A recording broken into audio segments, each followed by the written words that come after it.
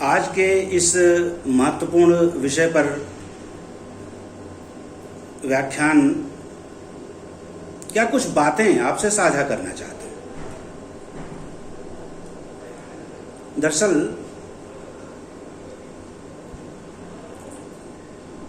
एक बड़े व्यक्तित्व के बोल लेने के बाद और ठीक उसी विषय पर बोलना थोड़ा दुष्कर व्यापार होता है।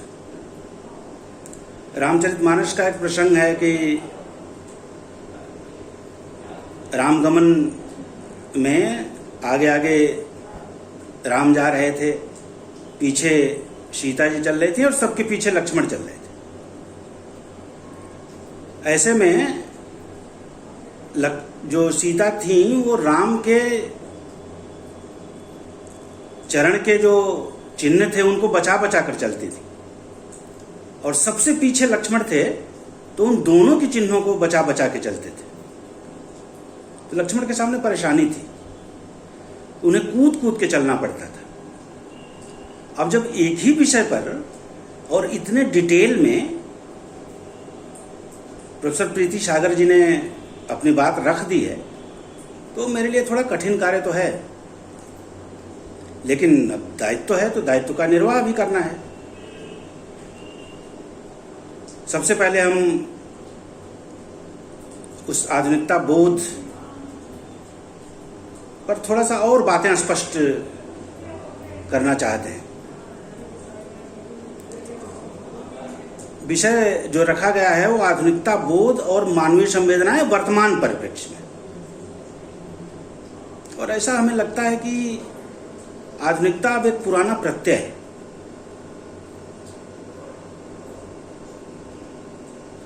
हम उत्तर आधुनिकता की तरफ बढ़ गए, उससे भी हम आगे बढ़ गए तो पोस्ट ट्रुथ के जमाने में हम हैं। अब तो झूठ को भी इतना आकर्षक बना के बोला जा रहा है कि वो सत्य से भी ज्यादा सत्य प्रतीत हो। आधुनिकता का व्युत्पत्ति परक जो अर्थ है वो हमारे लोक के द्वारा ग्रहित किए गए अर्थ से भिन्न है।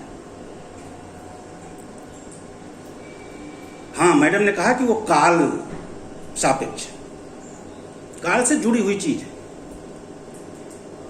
यदि उसे हम माने तो फिर आज की संवेदना को हम उससे जोड़ते हुए थोड़ी सी अपनी बात कह सकते हैं। आधुनिकता भारत में, जैसा कि मैडम ने बताया कि वो 1850 के बाद 1857 के बाद पाश्चात्य ज्ञान विज्ञान के प्रभाव में भारत में आती है। आधुनिकता भारत में रेलों पर चढ़कर आती है। आधुनिकता पोस्ट ऑफिस के बंद डिब्बों में पत्रों के इधर उधर होने से आती है। आधुनिकता प्रेस की घर घर से गुजरकर पत्र पत्रिकाओं पर छपे शब्दों के इधर उधर होने से आती है। ये जो आधुनिकता है इसने ढेर सारी चीजों को तय कर दिया। मैडम ने बिल्कुल ठीक कहा कि मध्यकाल और रीतकाल का ईश्वर जो है, जो धर्म केंद्र में होता था वहां पर समाज चला आया।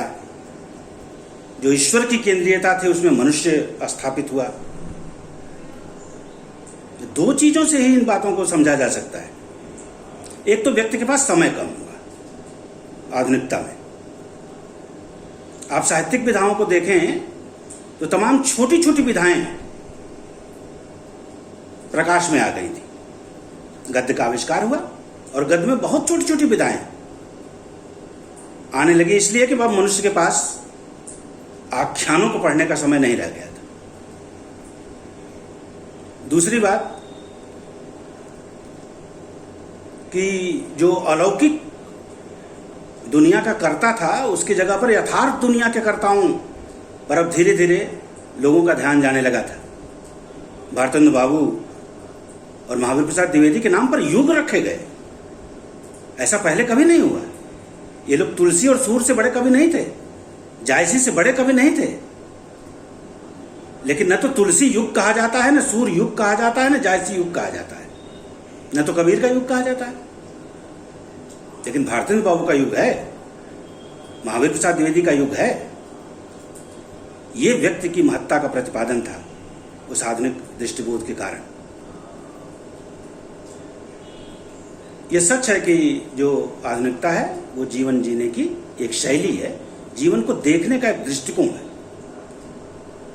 विद्यार्थी जीवन में हम लोग पढ़ा करते थे कि ये जिंदगी के साथ एक गैर रोमांटिक और गैर माइथोलॉजिकल इंटरव्यू है, साक्षात्कार है। गैर रोमांटिक और गैर माइथोलॉजिकल। माइथोलॉजी जो है वो बौद्धिकता के तर्कों पर कसी जाने लगी थी, और आधुनिक व्यक्ति रोमांटिक इसलिए नहीं होता कि आधुनिक व्यक्ति की अनिवार्य शर्त है कि वो बौद्धिक होता है।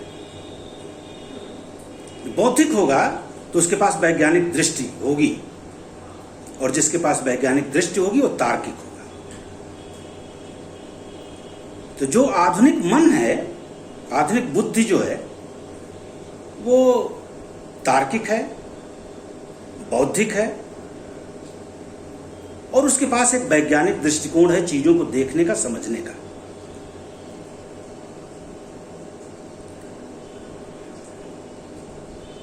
हज़रत प्रसाद द्विवेदी ने एक निबंध ही लिखा था, परंपरा बनाम आधुनिकता। ये दर्जा 12 से ही पढ़ाया जाता है। आधुनिकता का सीधा संबंध जो जुड़ता है वो परंपरा से जुड़ता है। बड़ा अच्छा उदाहरण उन्होंने दिया था कि व्यक्ति जब चल रहा होता है तो उसका एक पग स्थिर होता है और दूसरा पग गतिशील होता है। जो गतिशील पग है वो आधुनिकता है, और जो उसे सहारा देता है वो आधुनिकता है। और इसी तरह मनुष्य की सभ्यता विकसित होती चलती है। ये हज़रत प्रसाद द्विवेदी का दृष्टिकोण था। उनका दृष्टिकोण थोड़ा परंपरावादी था भी। परंपरा को महत्व देते हुए ही वो आगे की किसी चीज को परखते थे। एक आधुनिकता के संदर्भ में बढ़िया बात टी.एस. इलियट ने कही थी। उनके एक निबंध का संग्रह है, सेक्रेड वुड, पवित्र जंगल। चौथा निबंध होगा मेरी समझ से, चौथा या पांचवा निबंध होगा, ट्रेडिशन एंड इंडिविजुअल टैलेंट। आधुनिकता की उसमें बड़ी अच्छी परिभाषा हमें लगी। टी.एस. इलियट कहते हैं कि to realisation of the pastness of the past is modernity. To realisation of the pastness of the past, भूत के भूतत्व का एहसास, ये आधुनिकता है। जो हमारा अतीत है वो कितनी मात्रा में भूत हो चुका है, इसका एहसास आधुनिकता है। यानी सही सरल शब्दों में मैं कहूं तो अपने परंपरा को खंगालने का कौशल आधुनिकता है। यदि हमें अपने परंपराओं को खंगालने का कौशल आ गया तो हम कह सकते हैं कि हमारी दृष्टि आधुनिक है। क्योंकि आधुनिकता का संबंध किसी वस्त्र विन्यास से नहीं है। एक कोट टाई पहनने वाला, सूट बूट पहनने वाला व्यक्ति भी महाभोंडा और महापरंपरावादी हो सकता है, वो आधुनिक नहीं हो सकता। निर्मल वर्मा के बारे में अमूमन ये टिप्पणियां की जाती थी। हज़रत प्रसाद द्विवेदी धोती कुर्ता पहनते थे, जैकेट पहनते थे। उनको ज्यादा लोग प्रोग्रेसिव मानते थे, पोथीधारी थे। लोटा लेके उन्होंने कथा कही थी घूम घूम के, उन्हें ज्यादा प्रोग्रेसिव लोगों ने कहा और निर्मल वर्मा को नहीं कहा।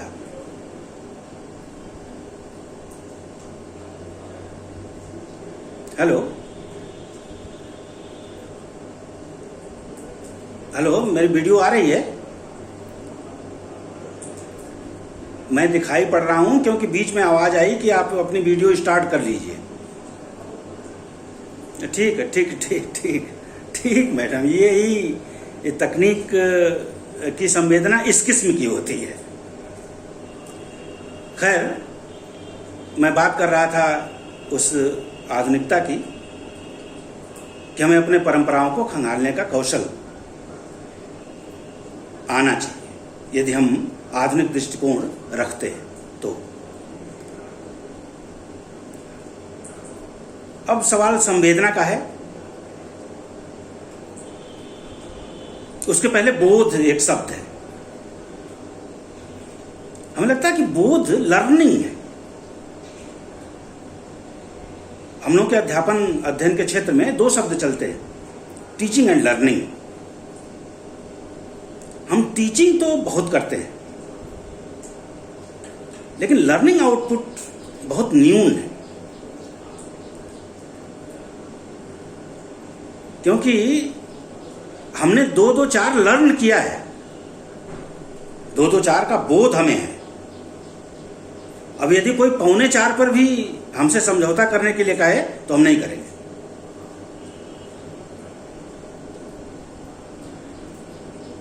यदि मैं कहीं सफाई पर व्याख्यान दे रहा हूं और पूरे कमरे में जाले लगे हुए हैं तो इसका मतलब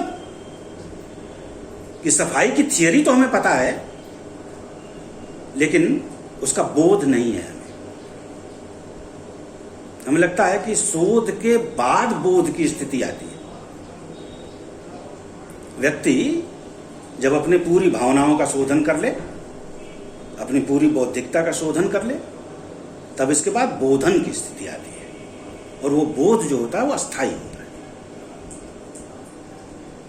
तो ये आधुनिकता बोध पर चर्चा होनी है और व्यक्ति की आज की संवेदनाओं।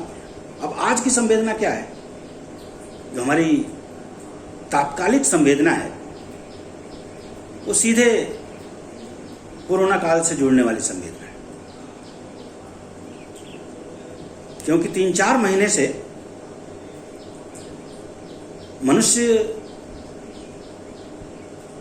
ऐसे परिवेश में और ऐसी वेदना में फंस के रह गया है जिसका अनुभव उसने अपने पूर्ववर्ती जमाने में और अपने जीवन काल में नहीं किया था।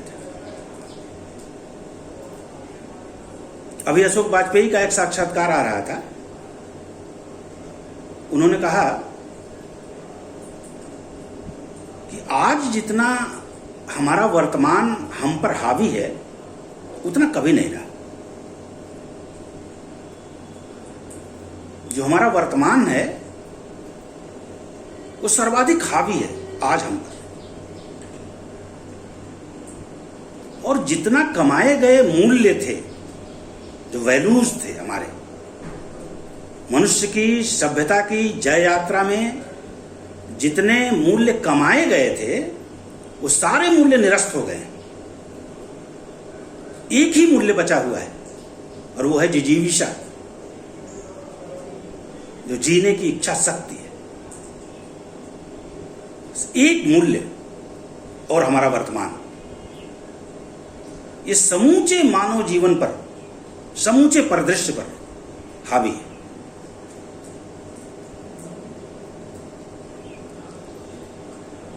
हमारा जो जैविक अस्तित्व है और जो हमारा आर्थिक अस्तित्व है, इन दोनों अस्तित्व पर जितना संकट आज आया है उतना संकट पहले कभी नहीं देखा गया था। साहित्य ऐसे महामारियों को पहले भी ऑब्जर्व करता रहा है, अभिव्यक्त करता रहा है। आप अपने साहित्य में देखें तो निराला ने अपने उपन्यास में तमाम इस तरह का जिक्र किया। उनकी पत्नी भी इसी महामारी में मरी थी, उनके भतीजे इस महामारी में मरे थे। उन्होंने जिक्र किया है कि लकड़ियां कम पड़ जा रही थी लाशों को फूंकने के लिए। ये निराला ने अपने साहित्य में बयां किया है। विश्व साहित्य में अल्बेर कामू के उपन्यास प्लेग का नाम लिया जाता है, जिसमें अल्बेर कामू ने केवल बस महामारी का ही उसमें जिक्र नहीं किया। उस उपन्यास में उन्होंने उस औपन्यासिक परिवेश के माध्यम से समस्त पाश्चात्य सभ्यता को कटघरे में खड़ा करने की कोशिश की। और ऐसे तमाम जो रिपोर्टाज हैं,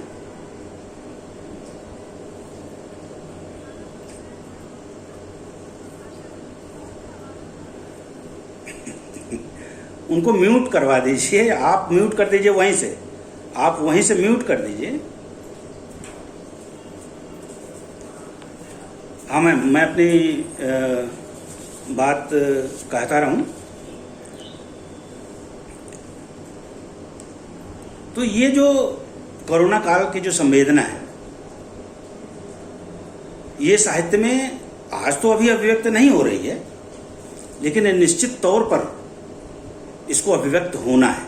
क्योंकि फौरी तौर पर जो संवेदनाएं अभिव्यक्त हुई हैं कोरोना काल की, वो स्थायित्व लिए हुए नहीं होंगी। क्योंकि अनुभूतियों को पकने के लिए थोड़ी दूरी चाहिए, थोड़ा समय चाहिए। बहुत फौरी तौर पर संवेदनाएं अभिव्यक्त हुई हैं। जैसे मैं इधर, मैडम ने तो ढेर सारी कविताओं को लक्षित किया, कहानियों को लक्षित किया, और मैं तो कहूं कि समूचे एक साहित्यिक परिदृश्य का सर्वेक्षण उन्होंने किया संवेदनाओं को लेकर के। लेकिन बोधिसत्व ने इधर एक कविता लिखी थी,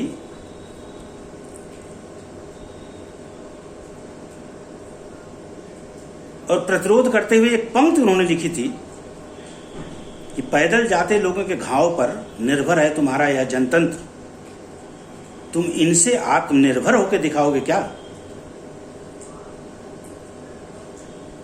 और लिखा था कि इनके पास समुद्र का इतिहास है पर खाने को नमक नहीं।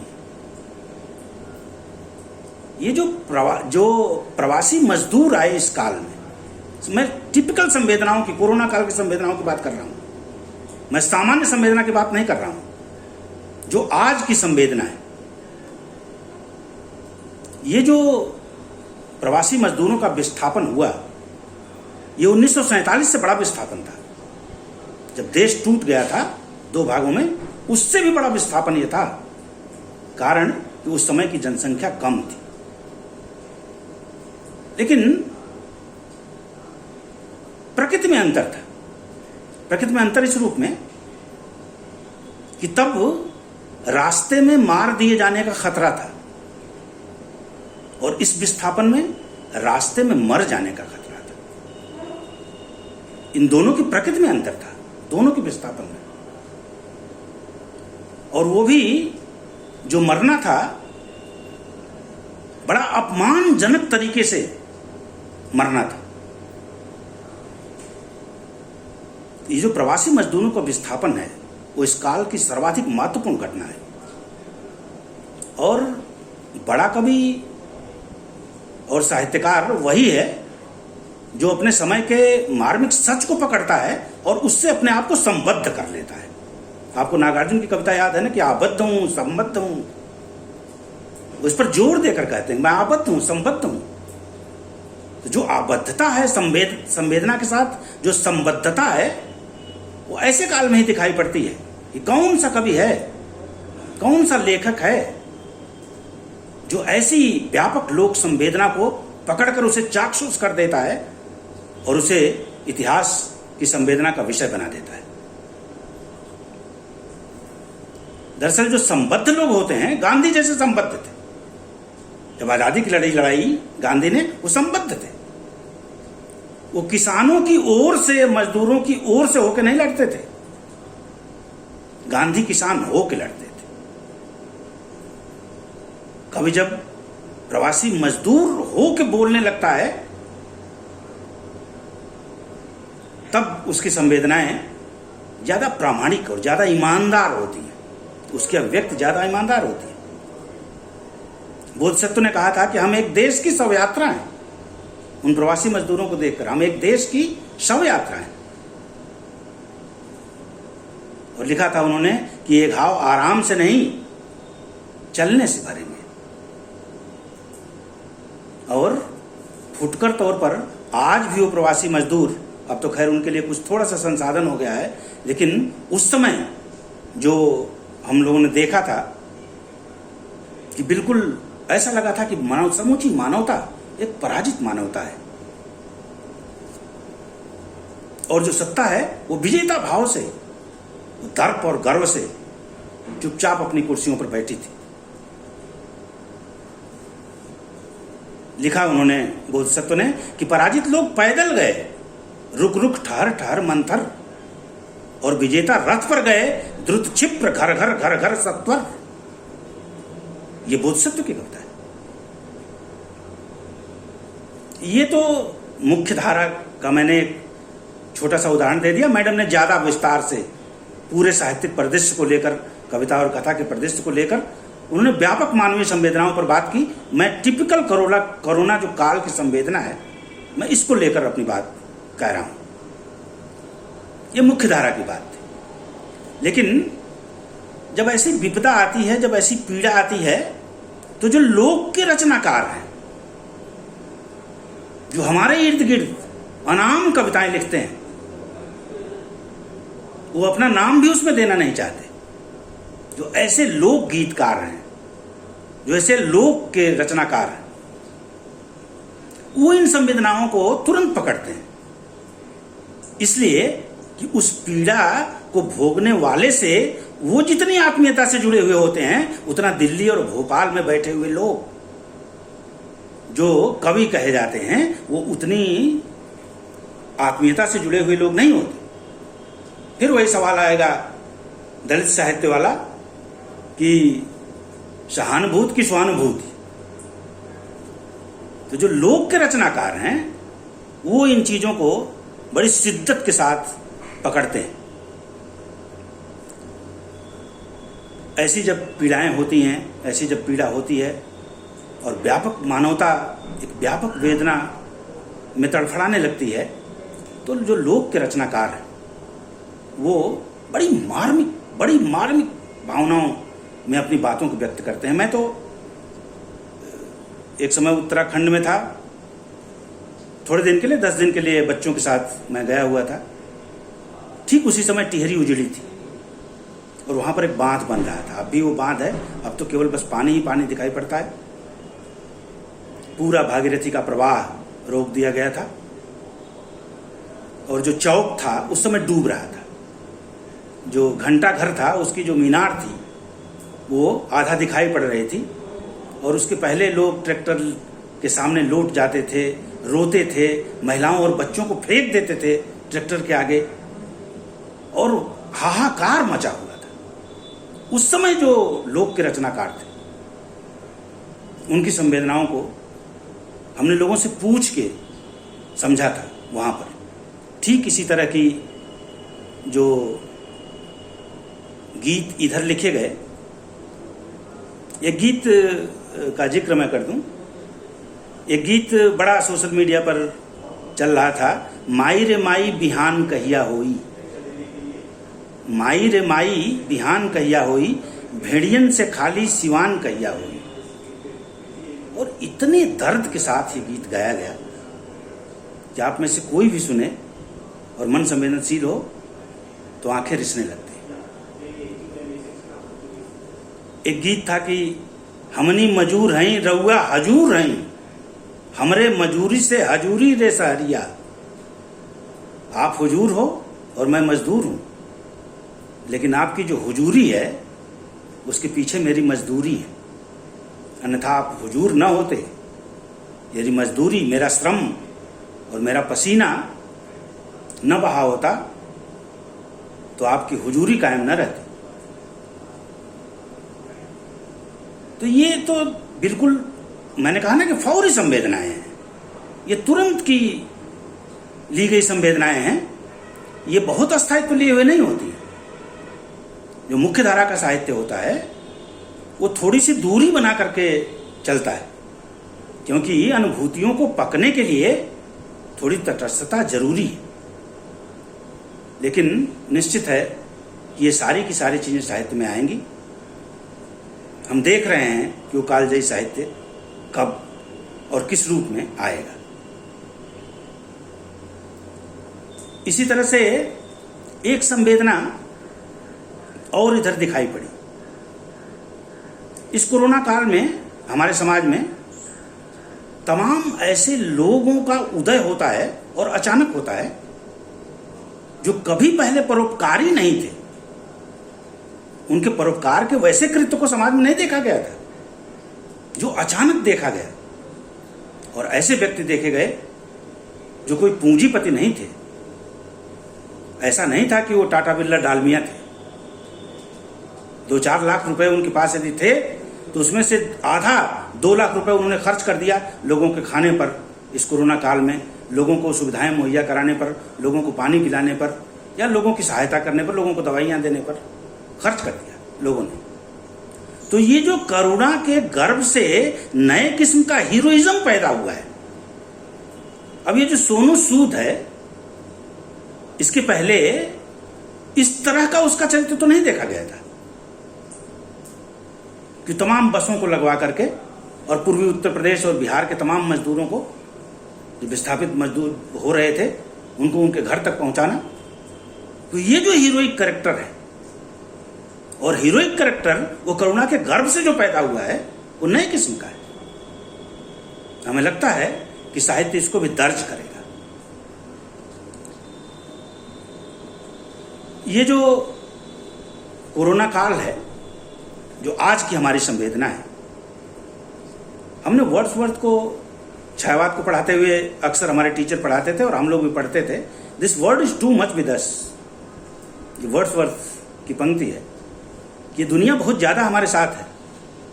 रोमांटिक रिवाइवल में उन्होंने लिखा था, जब रोमांटिक रिवाइवल हो रहा था इंग्लैंड में, तो उन्होंने लिखा था this world is too much with us. ये दुनिया बहुत ज्यादा हमारे साथ है। हमने दुनिया को दूर करने की बहुत कोशिश की कि हमारी निजता सुरक्षित रहे, और इसके लिए साहित्य ने भरपूर उपक्रम, रचनात्मक उपक्रम किए।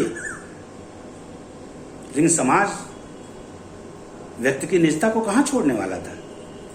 शायद प्रकृति को यह बात रास नहीं आई, और प्रकृति ने मनुष्य की निजता को अवसर दिया इस कोरोना काल में। तो केवल कोरोना काल ये जो है और इस काल की जो संवेदनाएं हैं, वो केवल मनुष्य की संवेदना ही नहीं, वो जीव मात्र की संवेदना के रूप में हमारे सामने आती। पहले घर को हमने कहां घर समझा। कोरोना काल के पहले घर सराय था। सुबह ही नहा धो के निकल जाना, ऑफिस जाना, और शाम को उधर से थके हारे मादे लौटना, खाना पीना, सोना, और फिर सवेरे घर छोड़ देना। घर कहां घर था। घर को घर की तरह कहां अनुभूत किया गया। घर तो सराय बनता चला जा रहा था। लगता है प्रकृति को यह भी बात रास नहीं आई कि मनुष्य घर को घर क्यों नहीं समझ रहा है। और इस छोटे से विषाणु ने मनुष्य की संवेदना को ऐसा विस्तार दिया कि लोग घरों में ही कैद होकर रह गए। अब घर का कोना कोना उन्होंने देखा कि हमारे घर का वस्तुतः कोना कोना कैसा है। हमारे घर के बूढ़े, हमारे घर के बच्चे जो तरस रहे थे अपने बेटों से बात करने के लिए, प्रकृति ने उन्हें अवसर दिया। प्रकृति ने जैसे समझाया कि अपनी संवेदनाओं को बदलो। जब तक तुम अपनी संवेदनाओं को नहीं बदलोगे, तब तक मनुष्यता संकट में रहेगी, कष्ट में रहेगा व्यक्ति। मैं तो एक छोटी सी बात जानता हूं, बड़े मोटे तौर पर, साहित्यकार के तौर पर नहीं, मैं एक नागरिक तौर पर बात ये कहता हूं कि ऐसा नहीं लगता आपको और हमको कि मनुष्य ने कौन सा पाप किया कि मुंह छिपा के घूम रहा है। और वस्तुतः मनुष्य ने क्या कोई पाप नहीं किया। हमें तो लगता है कि कोई ना कोई पाप किया मनुष्य ने। ये तो मुहावरा था ना, मुंह ढक के गुजर जाना, मुंह ढक के निकलना, घरों में बंद रहना, लाज के मारे घर से न निकलना। ये मुहावरे थे ना, ये तो लोक मुहावरे थे ना। और प्रकृति ने ये सब साकार करके दिखा दिया दरअसल जब एक जो जीव है वो दूसरे जीव के आवास को नहीं छोड़ेगा, सब कुछ को कंक्रीट से ढक देगा, धरती को रौंद डालेगा और विजेता भाव से इस धरती पर चलता रहेगा,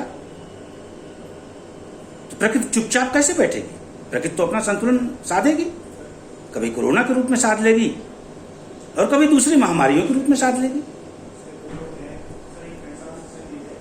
तो ये जो सारी चीजें हो रही हैं, जो हमारी परंपरागत संवेदनाएं थी, जैसे मैडम ने बात किया था वसुधैव कुटुंबकम की, बड़ा महत्वपूर्ण हमारा अर्जित मूल्य है वसुधैव कुटुंबकम, कोई सामान्य मूल्य नहीं है, जिसको हजारों साल से हम जी रहे हैं। लेकिन आज वो दूसरे रूप में व्यक्त हुआ। तमाम राजनीति और तमाम धर्मनीति, तमाम युद्ध, तमाम हथियारों की होड़, इन सबको ताक पर रखते हुए जो संपूर्ण विश्व मानवता थी एक दूसरे की सहायता करने पर आमादा हुई। तो ये जो विश्व मानवतावाद है उसकी नई प्रकृति जो ये है, ये देखने लायक है।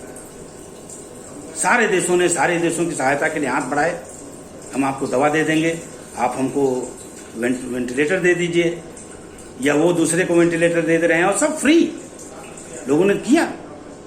तो विश्व संवेदना का एक नया चैप्टर आज जो दिखाई पड़ रहा है वो विश्व मानवता की एक नई संवेदना है।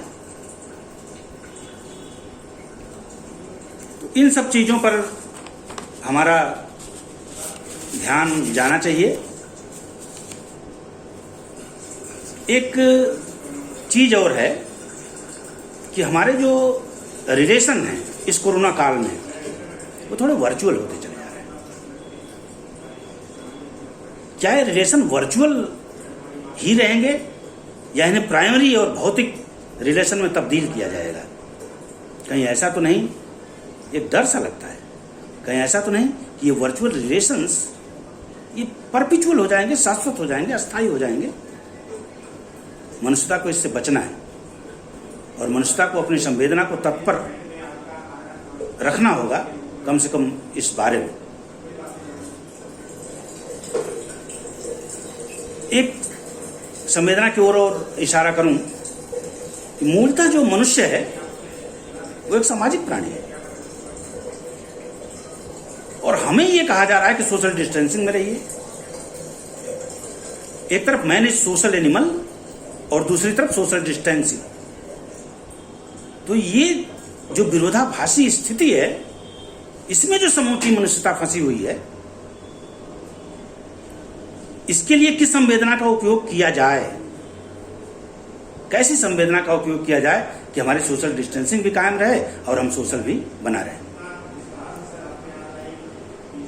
शंभू जी ने, कलकत्ता वाले ने, उन्होंने बड़ी अच्छी बात कही थी कि महामारी का जवाब केवल महामानवतावाद से दिया जा सकता है। महामानवतावाद ही उसका जवाब है। अब एक आध दो बात मैं और आपसे कहूं, क्योंकि हम सभी अध्यापक हैं और ये जो इस काल में जो एक अध्यापक की संवेदना है और एक छात्र की जो संवेदना है, जो गुरु और शिष्य की संवेदना है, ये भी एक समाज का महत्वपूर्ण अंग है और उस पर भी ध्यान जाना चाहिए। हमारा जो छात्र है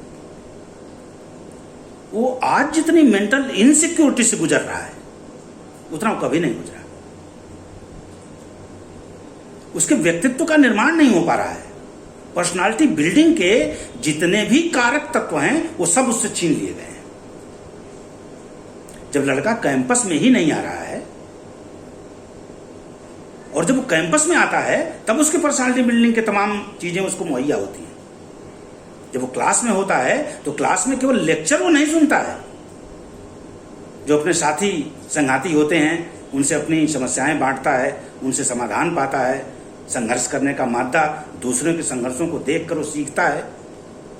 कैसे रहा जाए कैंपस में। कैंपस की अपनी एक कल्चर होती है जिससे वो अडॉप्ट करता है, दूसरों को आगे बढ़ते देखकर उसे आगे बढ़ने की प्रेरणा मिलती है। वो सब कुछ उससे छीना जा चुका है। वो अपने घर में कैद है और घर में माँ बाप के एक विशिष्ट अनुशासन में कैद है। एग्जाम होंगे नहीं होंगे, हमें यूं ही दूसरी कक्षा में पहुंचा दिया जाएगा, हमारे अंक कैसे होंगे, एक मेंटल इनसिक्योरिटी है। इससे कैसे हम उसे निजात दिलवाएं, ये एक महत्वपूर्ण प्रश्न है जो कि जिस पर हमारा ध्यान जाना चाहिए। इधर ऑनलाइन अध्यापन का बड़ा जोर मैंने देखा। ऑनलाइन अध्यापन। ये जो ऑनलाइन अध्यापन है, आपको नहीं लगता कि ये गरीबी और अमीरी की खाई को बढ़ाता चला जा रहा है? अमीर के पास सारे संसाधन है, लेकिन गरीब के पास, उसके पास तो एंड्रॉयड फोन नहीं है। एंड्रॉयड फोन यदि किसी तरह उसने खरीद लिया है तो उसके बाप के पास इंटरनेट भराने के लिए पैसा नहीं है। यदि ये दोनों हैं तो गांव में उसके पास नेटवर्क नहीं है। तो जो शहर का और अमीर घर का लड़का है जिसके पास दो इंटरनेट की लेन है, चलिए वो तो ठीक है, वो तो चीजों को देख रहा है, वो चीजों को समझ रहा है, उसके पास सूचनाएं जा रही हैं। लेकिन वो दूसरा, उसके पास तो कोई सूचना नहीं जा रही है। और क्या उसके प्रति लोगों की कैसी संवेदना है, औद्योगिक घरानों की कैसी संवेदना है, सत्ता की कैसी संवेदना है उनके प्रति? तो केवल साहित्यिक संवेदना ही नहीं, जो सामाजिक संवेदना है, जो हमारी पारिवारिक संवेदना है, इन सब पर हमारा ध्यान जाना चाहिए। तो और सबसे बड़ी जो आज की संवेदना है, जो मैंने पहले ही कहा कि एक जीवन भय बना हुआ है। जैसे समूची मानवता मृत्यु के आगोश में जी रही है। जिसके घर का कोई इस कोरोना में समाप्त हो जा रहा है, उसका चेहरा परिवार के लोग नहीं देख पा रहे हैं, वो उसका जो श्राद्ध है वो नहीं कर पा रहे हैं लोग, जो अंत्येष्टि है वो नहीं कर पा रहे हैं लोग। कैसी स्थिति से गुजरते होंगे लोग।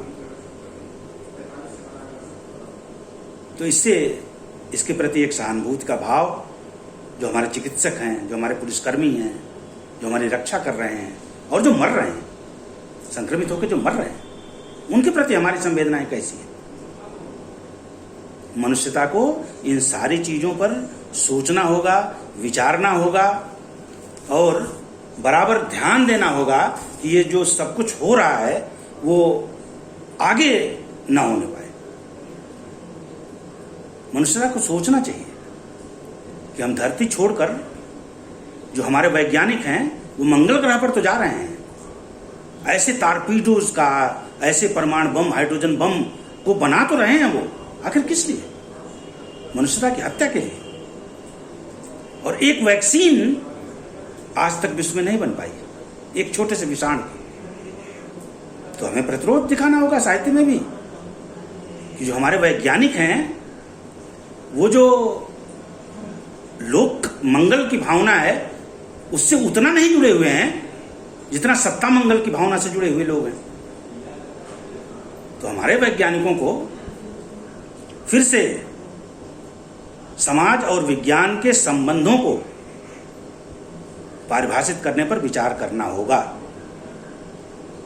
और जो औद्योगिक समाज के लोग हैं उनसे प्रकृति के संबंधों को, ये पुनर्व्याख्या का समय है, पुनर्व्याख्यात किया जाना चाहिए। ये संबंध,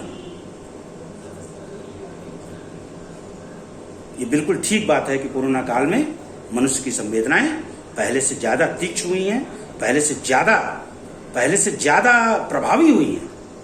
अन्यथा आपने एक छोटी सी घटना देखा होगा, केरल में एक गर्भिणी हथनी के मरने पर उपस्थित थी पूरा भारत, समूचा भारत और उसके बुद्धिजीवी आंदोलित हो गए थे।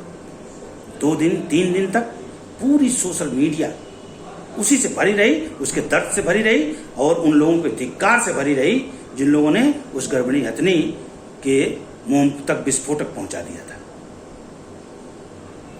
तो इसमें दो राय नहीं कि इस कोरोना काल ने हमारी संवेदनाओं को समृद्ध किया है। इस कोरोना काल में मनुष्य पहले से ज्यादा संवेदित हुआ है।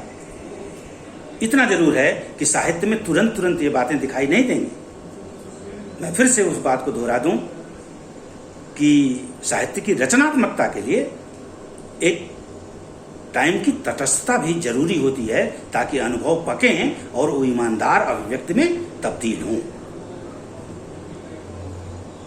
तो बस फिराक साहब के एक छोटे से शेर से मैं अपनी बात समाप्त कर रहा हूँ। समय भी ज़्यादा ही कुछ हो गया, 1:30 बजे समाप्त होना है, और अभी जो मेरे बाद डॉक्टर साहब को बोलना भी है, तो मैं समझता हूँ कि मैं उनसे माफ़ी मांगता हूँ यदि मैंने उनका 2-4 मिनट ले लिया हो। तो इस शेर के साथ मैं अपनी बात समाप्त करता हूँ फिराक साहब के कि इन कफस की तीलियों से झर रहा कुछ नूर सा। इन कफस की तीलियों से, जो पिंजरा है, जो पिंजरे की तीलियां हैं, झर रहा कुछ नूर सा, कुछ फिजा, कुछ हस्र, कुछ परवाज की बातें करे। नकारात्मकता तो है, लेकिन हर नेगेटिविटी में पॉजिटिविटी छिपी हुई होती है, और हमारी संवेदना इतनी प्रखर जरूर होनी चाहिए कि समूची नेगेटिविटी में से हम उस धनात्मकता को निकालें और मानवता को और उसकी जय यात्रा को आगे बढ़ाएं। आप सबने मुझे अवसर दिया, मुझे सुना, आप सबका फिर धन्यवाद, बहुत बहुत धन्यवाद।